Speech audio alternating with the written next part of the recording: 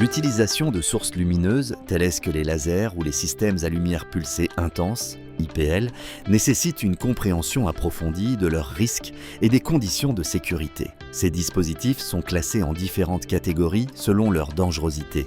Les classes 3B et 4 représentant les plus grands risques de dommages thermiques ou de lésions oculaires en cas de mauvaise manipulation. Leur usage est indiqué dans des traitements tels que l'épilation, les lésions pigmentaires, le rajeunissement ou les télangiectasies. La sécurité commence par une sélection correcte de l'équipement, sa calibration et une protection adéquate de l'environnement clinique et du patient. La rétine est particulièrement vulnérable aux dommages causés par le laser car elle focalise l'énergie directement sur sa surface. Il est donc obligatoire que le professionnel et le patient portent des lunettes de protection spécifiques à chaque longueur d'onde. La distance nominale de danger oculaire, NOHD, et l'exposition maximale permise, MPE, doivent être identifiées avec des barrières physiques ou une signalisation claire dans la zone de travail. Il convient également d'éviter l'utilisation de surfaces réfléchissantes pouvant disperser l'énergie du faisceau. Le laser doit rester en mode veille lorsqu'il n'est pas utilisé.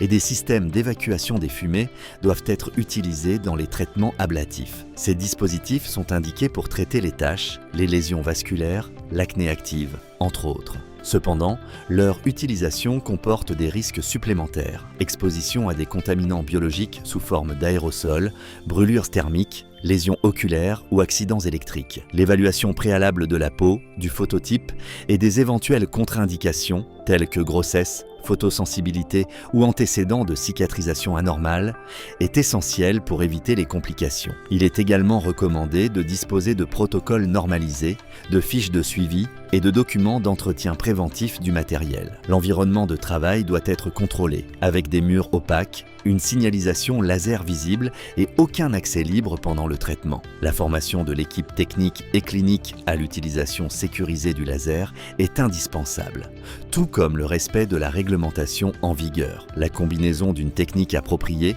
d'équipements certifiés et de barrières de protection garantit que les traitements par source lumineuse sont réalisés efficacement sans mettre en danger ni le patient ni le professionnel.